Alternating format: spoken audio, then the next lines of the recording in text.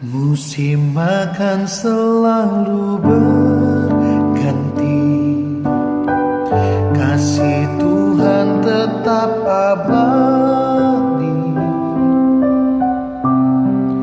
tak akan berubah sampai selamanya. Selamat pagi adik-adik remaja yang dikasihi oleh Tuhan Yesus.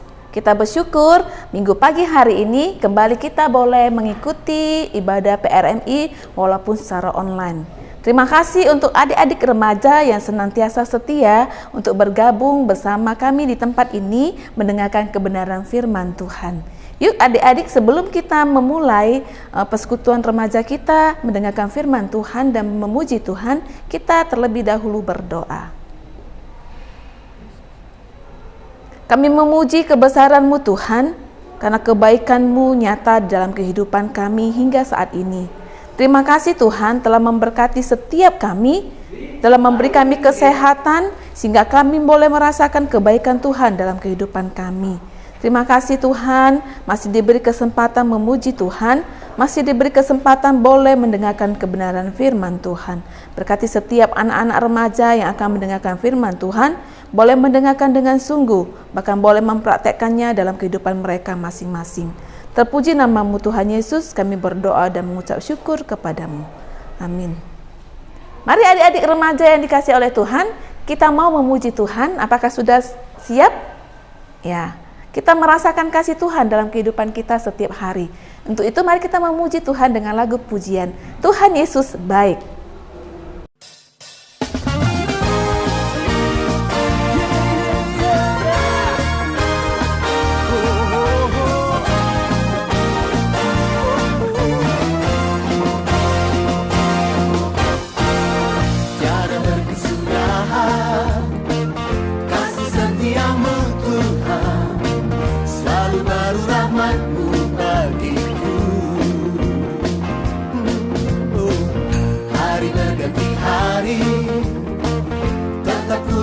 Kasih-Mu tak pernah berakhir di hidupku. Tuhan Yesus baik, sungguh amat baik, untuk selama-lamanya. Tuhan Yesus baik, yeah, Tuhan Yesus baik, sungguh amat baik, untuk selama-lamanya. Tuhan Yesus baik.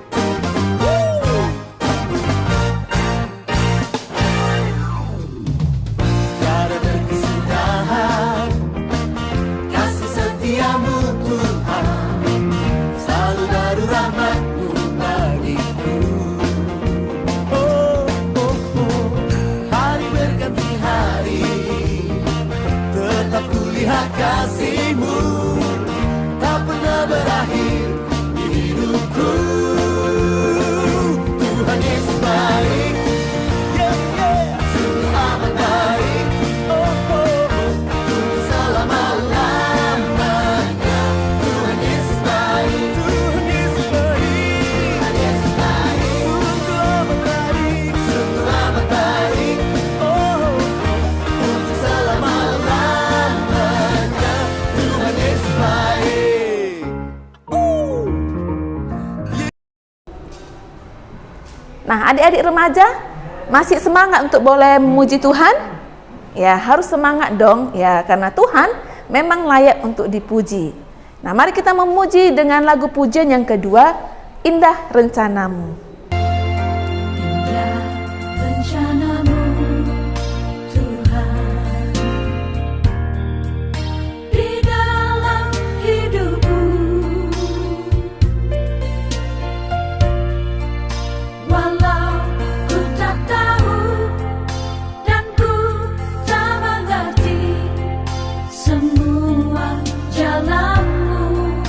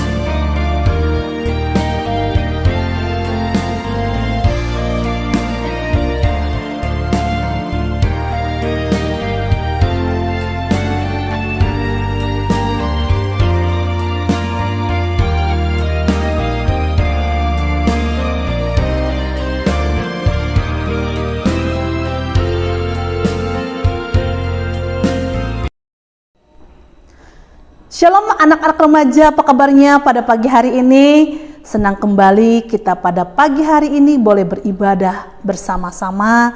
Mari kita akan bersama-sama menenungkan firman Tuhan. Namun sebelumnya Lause mengajak kita untuk berdoa ya.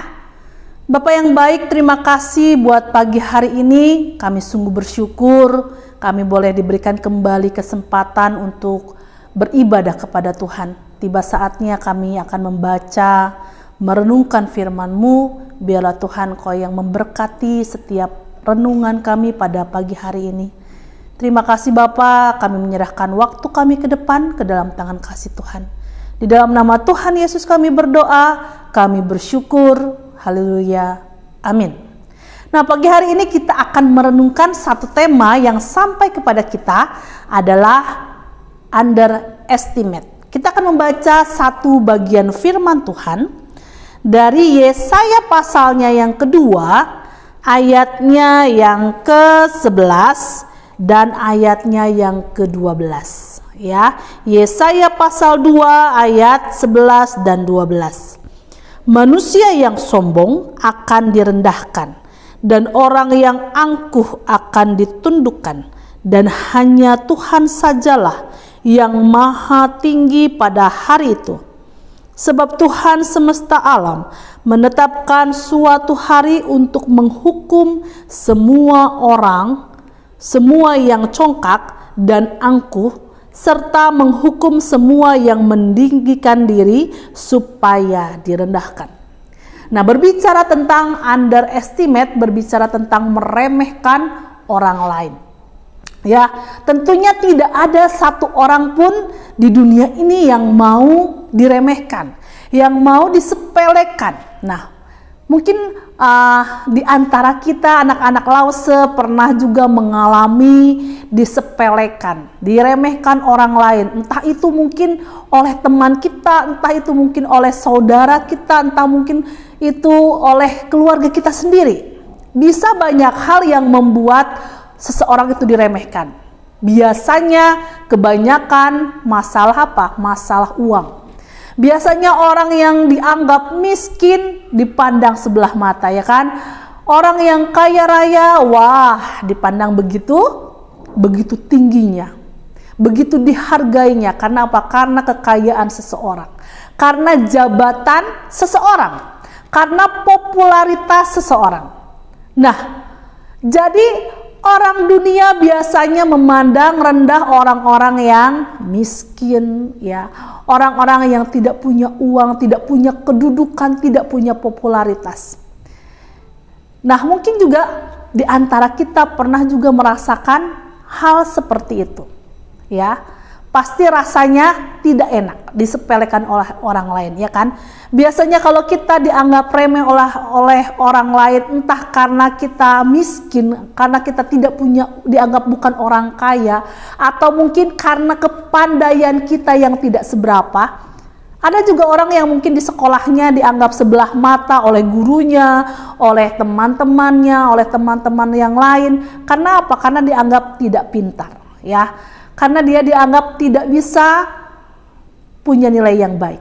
Jadi seringkali orang meremehkan orang-orang yang demikian. Tentunya bagi kita yang pernah merasakan diremehkan, pastinya kita pasti seringkali mungkin kita jadi merasa malu, merasa diri tidak berharga, merasa diri apa? Kurang dihargai orang lain, bahkan kurang diterima oleh keluarga.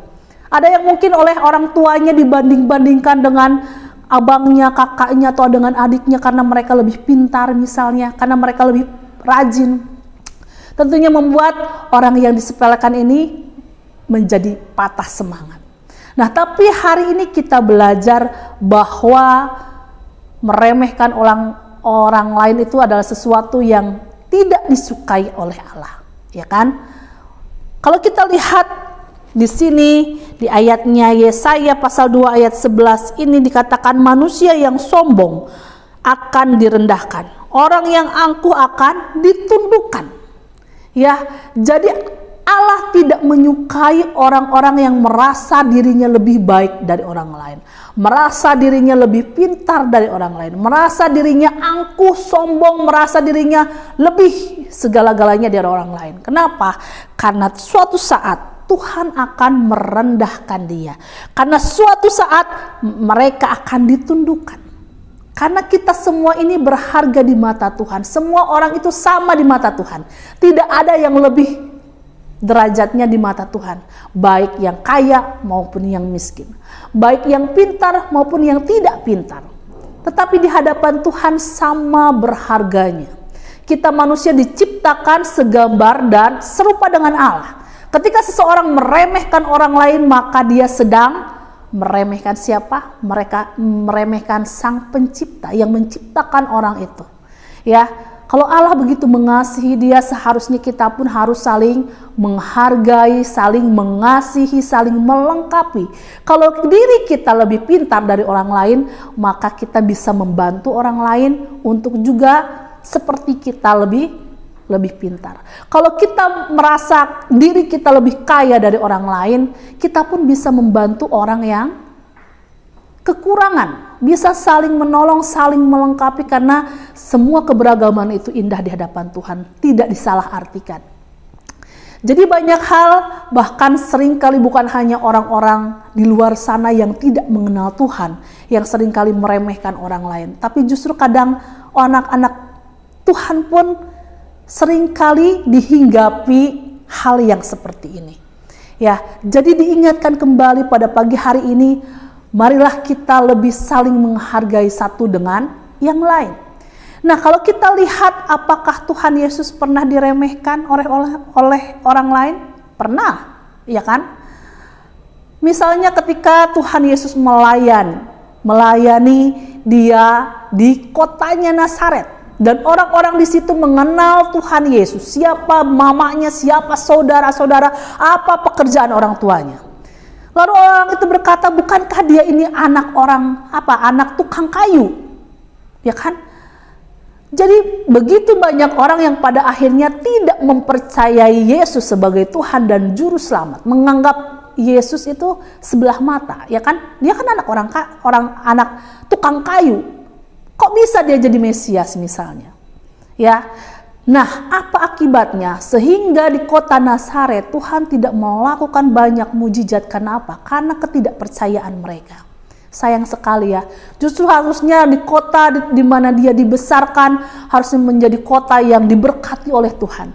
Tetapi karena orang-orang di sana menyepelekan Tuhan, akhirnya di sana tidak terjadi mujizat-mujizat yang harusnya mereka juga mengalaminya. Tuhan Yesus pernah disepelekan? Pernah. Ketika banyak orang tidak percaya kepada dia, akhirnya dia apa? Disalibkan. Karena dia dianggap apa? Menghujat Allah. Karena dia dianggap apa? Sebagai pengajar sesat, menganggap dia adalah Tuhan. Dan orang-orang di sana tidak percaya. Dan akhirnya Tuhan Yesus disalibkan. Tuhan Yesus menghadapi penghinaan yang luar biasa, diludahi, dicaci maki, ditumbuk, ya kan? Dan begitu banyak penghinaan-penghinaan yang Tuhan Yesus alami. Ya, sebagai manusia dia pun pernah mengalaminya.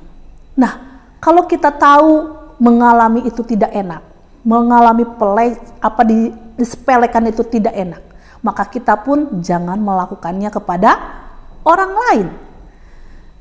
Ya, di sini satu gambaran yang indah, Tuhan mengingatkan kita, mari kita lebih rendah hati di hadapan Tuhan. Sebab ayatnya 12, sebab Tuhan semesta alam akan menetapkan suatu hari untuk apa? Untuk menghukum semua yang congkak dan angkuh, serta menghukum semua yang meninggikan dirinya supaya direndahkan. Tidak ada satu orang pun yang derajatnya lebih tinggi dari orang lain. Semua sama di hadapan Tuhan. Hanya Tuhan sajalah yang maha tinggi, dikatakan di ayat 11 ini. Ya, jadi bagian kita itu bukan bagian untuk menyombongkan. Karena apa sih yang harus kita sombongkan? Karena hidup kita semua hanya pemberian Tuhan, hanya titipan Tuhan, hanya anugerah Tuhan. Kalau kita bisa bernapas saja itu pemberian Tuhan. Tidak ada kekuatan kita, tidak ada sesuatu yang perlu kita sombongkan, karena semua hanya pemberian. Dan pada suatu hari pemberian itu akan diambil oleh Tuhan. Jadi apa? Tidak ada yang kita layak untuk angkuh, untuk kita sombongkan satu dengan yang lain. Satu kali ada sebuah ilustrasi.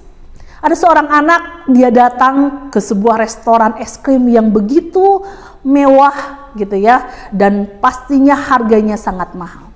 Ketika anak ini datang ke restoran itu, lalu dia duduk dan memanggil pelayan. Karena anak ini datang dengan sederhana dan dia tidak ditemani oleh orang lain, lalu pelayan ini dengan setengah hati melayani anak ini. Lalu pelayan ini berkata, apa yang mau kamu pesan? Lalu anak ini bertanya, kalau misalnya harga es krim ditambah dengan saus strawberry, berapa harganya? Lalu dikatakanlah oleh pelayan ini, harganya 50.000. Lalu dia bertanya lagi, anak ini bertanya, kalau seandainya es krimnya tidak pakai saus strawberry, harganya berapa? Oh, harganya 20.000 karena tanpa saus strawberry. Lalu anak ini berpikir lagi dan dia berkata, kalau misalnya belinya hanya setengah porsi es krim, berapa harganya? Harganya 10.000. Dengan ketusnya, karena pelayan ini merasa anak ini tidak akan mampu membayar harga es krim tersebut. Akhirnya, oh ya sudah, kata anak ini, saya pesan aja yang setengah ya, setengah porsi es krim yang harganya 10.000. Baik, katanya. Pelayan ini pergi dengan ketusnya karena tidak sesuai dengan yang diharapkan. Nah, akhirnya ketika anak ini mendapatkan es krimnya dan habis, akhirnya anak ini akan membayar es krim tersebut. Lalu dia merogoh kantongnya dan dia menghitung receh-receh yang ada di tangannya. Lalu dia katakan, inilah harga es krim itu 10.000. Dengan uang-uang koin yang receh-receh itu dia membayar es krimnya. Lalu dia kembali mengambil uang di sakunya. Lalu dia memberikan uang 1 lembar 50.000 dan dia katakan, ini buat kakak pelayan tersebut, 50.000 untuk tipsnya. Nah, dari sini kita melihat banyak orang seringkali menilai seseorang dari apa? Dari luarnya. Banyak orang menilai orang lain hanya dari luarnya. Tetapi kalau kita lihat bahwa Tuhan lebih memilih apa? Melihat apa? Melihat rupa. Bukan? Bukan tentunya ya. Tuhan lebih melihat hati seseorang. Tuhan memilih Daud menjadi raja karena hatinya. Meskipun abang-abangnya lebih tinggi, lebih gagah, lebih perkasa dibanding dengan Daud yang waktu itu masih remaja dan masih mungil yang tidak mempunyai kekuatan apa-apa. Tetapi Tuhan menolak abang-abangnya yang gagah perkasa dan memilih Daud. Karena apa? Karena hatinya. Jadi hati Tuhan ingin supaya kita pun menjadi serupa dengan Dia. Bukan apa yang nampak di luar, tetapi apa yang ada di dalam hati kita. Mari anak-anak Lause, anak-anak remaja yang Lause kasihi, biarlah kita boleh semakin hari semakin mengasihi orang lain. Sama seperti Tuhan mengasihi mereka. Kiranya Tuhan menolong kita. Amin. Mari kita berdoa. Bapa yang baik, kami sungguh bersyukur untuk segala kebaikan Tuhan dalam kehidupan kami. Biarlah lewat firman Tuhan pada pagi hari ini kami mau belajar Tuhan untuk lebih lagi menghargai orang lain, untuk lebih lagi mengasihi orang lain, tidak menganggap orang lain sebelah mata, tidak menganggap orang lain remeh, tetapi kami mau Tuhan, Kami mau mengasihi mereka karena mereka pun berharga di mata Tuhan. Biarlah kami juga yang pernah diremehkan oleh orang lain, kami boleh mempunyai hati yang mengasihi, hati yang mengampuni, dan biarlah kami juga boleh menjadi berkat bagi orang lain Bapa. Terima kasih untuk firman Tuhan yang singkat, dan biarlah Tuhan Engkau yang terus menolong kami menjadi serupa dengan Kristus. Di dalam nama Tuhan Yesus kami berdoa, kami sungguh bersyukur. Amin. Adik-adik remaja yang dikasihi oleh Tuhan di rumah, kita sudah memuji Tuhan dan bahkan kita sudah mendengarkan kebenaran firman Tuhan. Kita akan mengakhiri persekutuan remaja kita. Mari sama-sama kita mengucapkan doa Bapa kami. Bapa kami yang di surga, dikuduskanlah namamu, datanglah kerajaanmu, jadilah kehendakmu di bumi seperti di surga. Berikanlah kami pada hari ini makanan kami yang secukupnya, dan ampunilah kami akan kesalahan kami, seperti kami juga mengampuni orang yang bersalah kepada kami. Dan janganlah membawa kami ke dalam pencobaan, tetapi lepaskanlah kami daripada yang jahat. Karena Engkaulah yang mempunyai kerajaan dan kuasa dan kemuliaan sampai selama-lamanya. Amin. Baik adik-adik remaja, sampai di sini perjumpaan kita. Shalom, sampai jumpa. Tuhan Yesus memberkati kita semua. Ku yakin Tuhan menyertai. Ku yakin Tuhan melindungi. Burung di udara Tuhan pelihara karena kasih-Nya. Tuhan selalu